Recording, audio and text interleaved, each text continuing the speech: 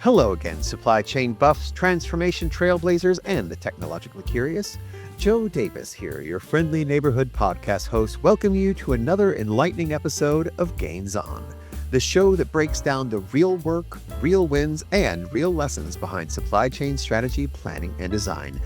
Powered as always by the brilliant minds at Gains. Today we've got a unique story of urgency, reinvention, and partnership. I'm joined by Jeremy Kiel from Continental Battery Systems, Bobby Hathaway from Envista, and Gaines' own Willis Wendell, a trio who found themselves navigating a planning crisis that unfolded overnight.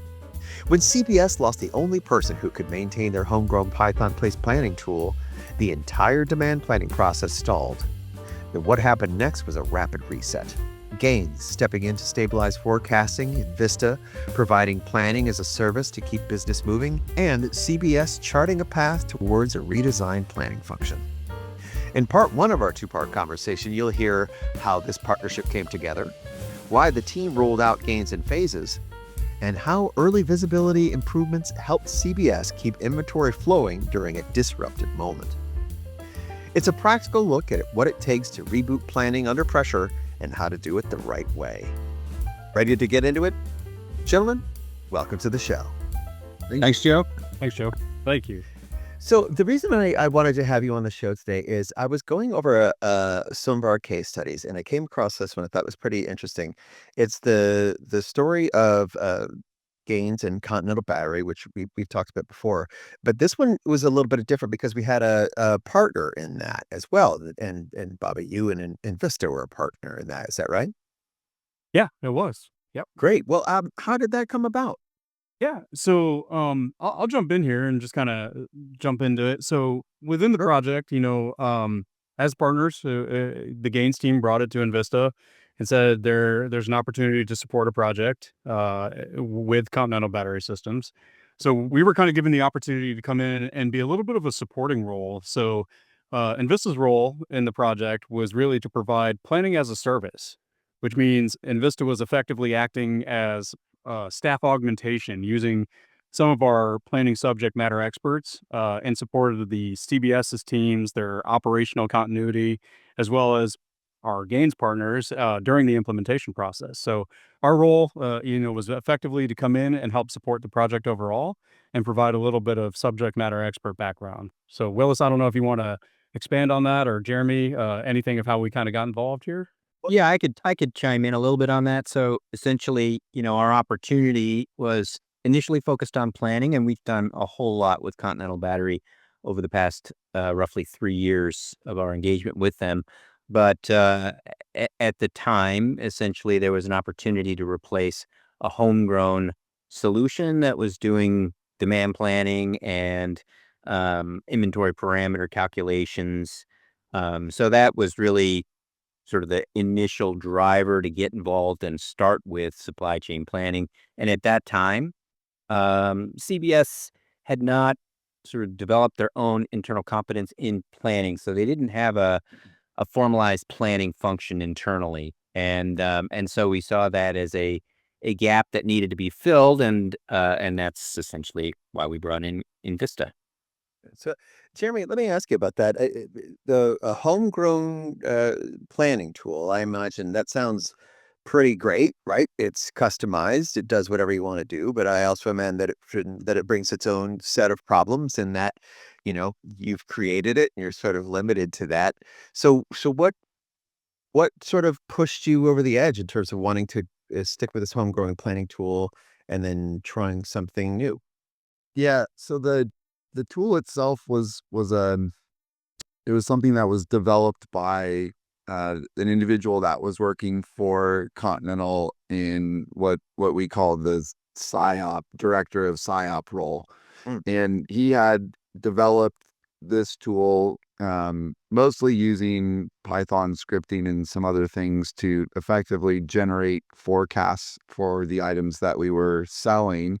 And then those forecasts were creating stocking parameters that were being injected into our ERP system, which was driving both some purchasing and some internal replenishment. The tool was effective for what it was designed to do.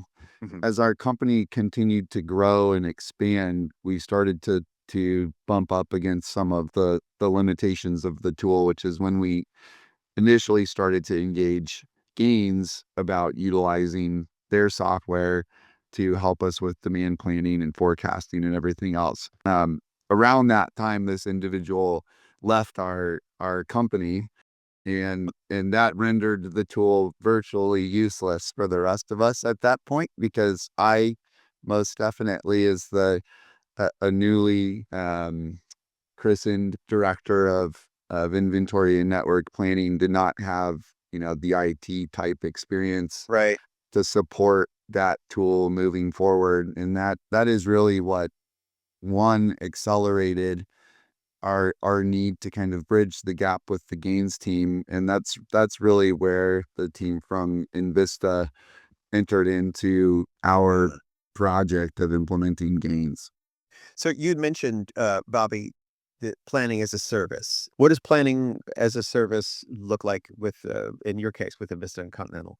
The planning as a service is somewhat of a unique type project within a project. A little bit of support is how it goes. And as Jeremy mentioned, when somebody suddenly leaves an organization and they may have some of that tribal knowledge or past experience, and the organization isn't prepared to fully backfill that immediately, we can step in and kind of provide a little bit of that subject matter expert background to help support the project.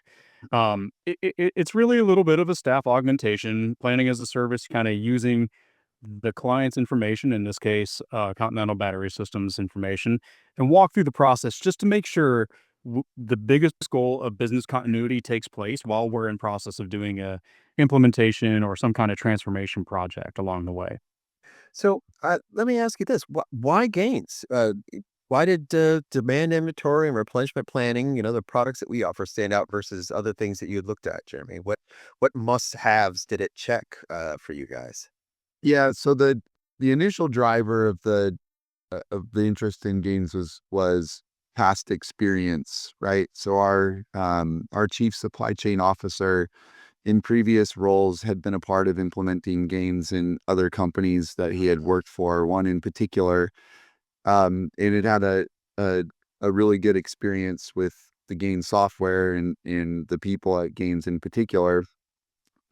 We did go through what I would call an interview process, talked through with a couple of other companies, Gaines included, about their offering, what it would look like for implementation in our organization. It ultimately landed on Gaines because of the level of comfort that we had from past experience, and just the base level understanding that the type of business that we're running was very similar to businesses where our chief supply chain officer had implemented Gaines and had success, and felt like the crossover there worked very well for what we do. And so that's ultimately what drove us to Gaines and getting the process started. And you guys chose to go with a two-phase rollout, if I'm remembering this correctly. You started with demand planning and then moved to inventory and replenishment. Is that right? That is correct. Yeah, so So we had a global level project plan that incorporated our two needs, if you will. But the short term need was really um, needing to bridge the gap between where we were at today, which effectively was kind of dead in the water without any sort of formal demand plan capabilities, right.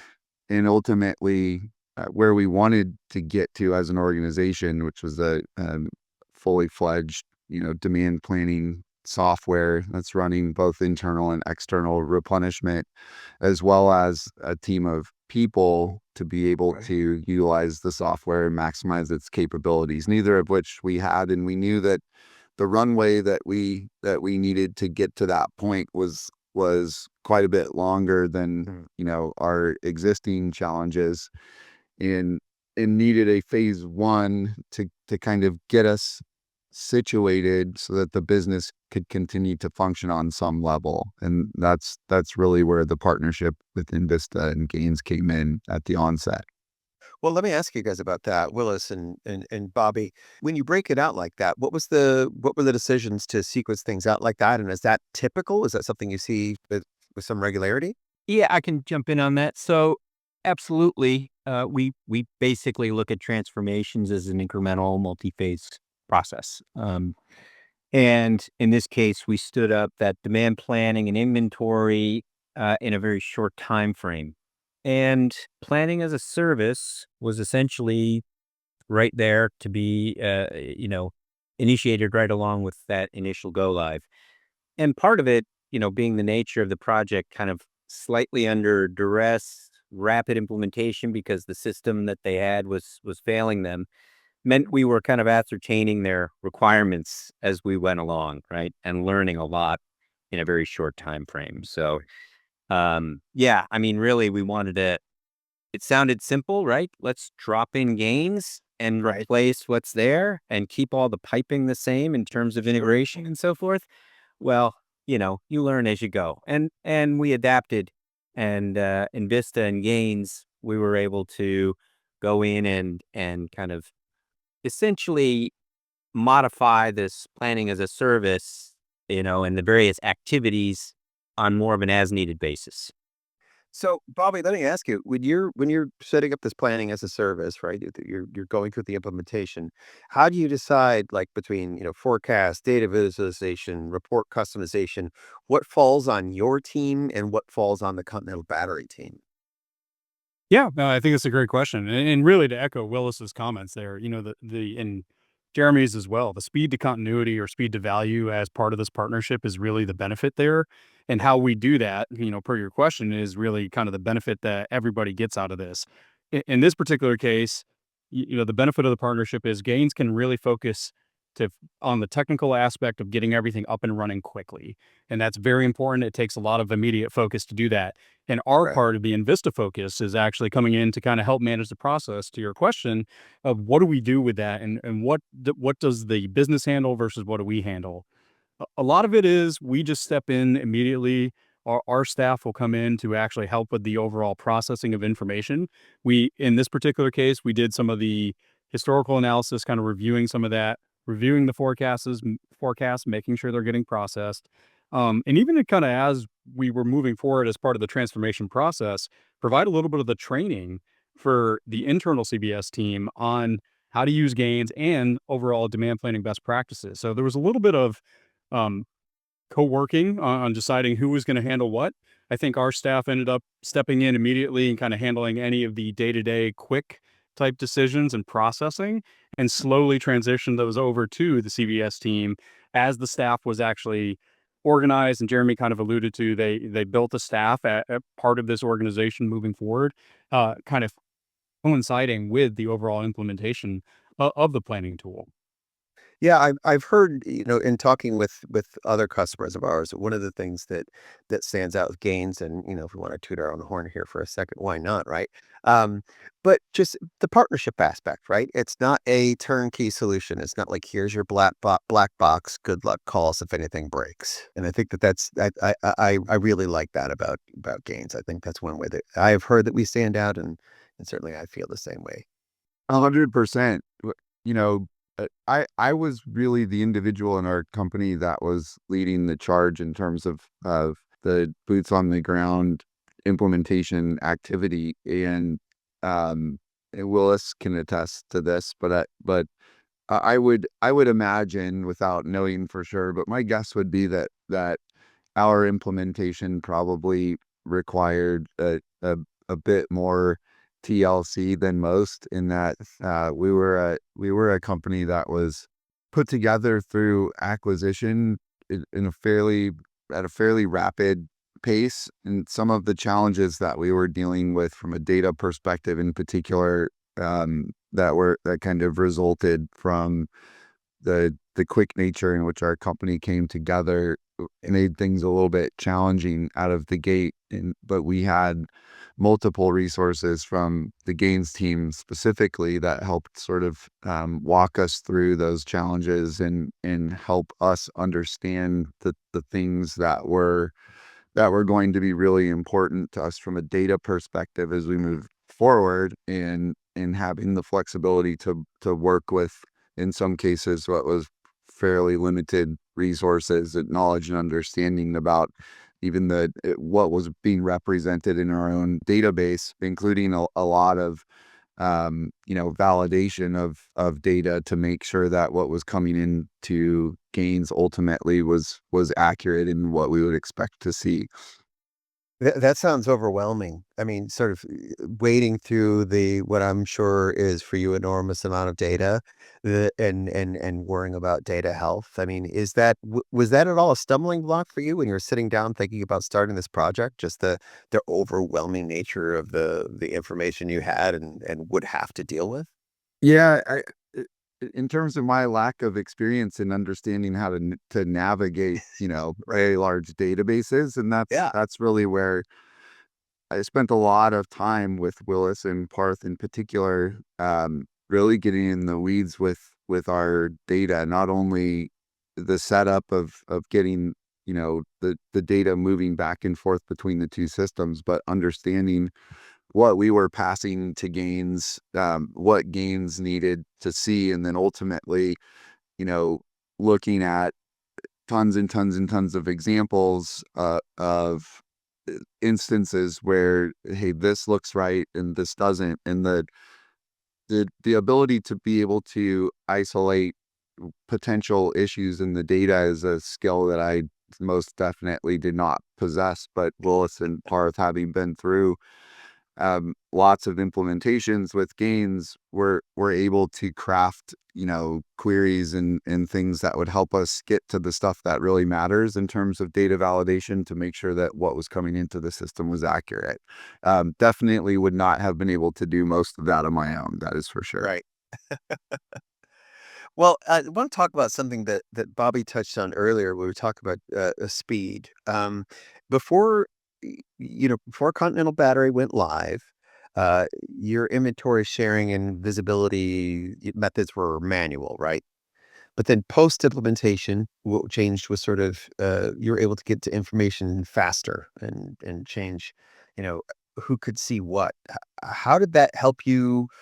How has that helped your business? What's changed after that transition? Yes, there's a lot to unpack there. I think some of the primary challenges that we are experiencing as a company, first and foremost, we sell automotive and commercial batteries. We're a wholesale distributor primarily, so we don't manufacture anything. Everything that we buy everything that we sell is purchased from a supplier, some of which have relatively short lead times in our world, which would be 3-4 weeks. Others are 5 months away. And the unique challenge that exists in batteries, which is not unique to stuff that comes from international suppliers in a lot of cases, is it has a shelf life. So if you let a battery sit for some period of time after it's been fully formed and charged and activated, the battery will discharge. Right. It doesn't necessarily mean that it's bad and can't be sold, but it has to be maintained before you Right. can sell it to a customer in order for it to work when they put it in the application. And so there are some inherent challenges that exist around making sure that you have the appropriate amount of inventory to service your customer base without having too much, not only because of the working capital challenges that represents, but also just the integrity of the inventory that you have on hand. And the methodology that we utilize as a company to quote unquote move inventory around our network was really kind of rudimentary, where we had forecasts for items and we knew at any given point in time what we had on hand and on order. Right. But the visibility that Gaines brought into our world that we didn't quite have previously was the notion of a time phased replenishment and what that looks like, and visibility to our pipeline at the skull level, an item at a location, Yeah. where we can see, you may have enough on hand and on order to cover a lead time and whatever safety stock that you want to keep on hand.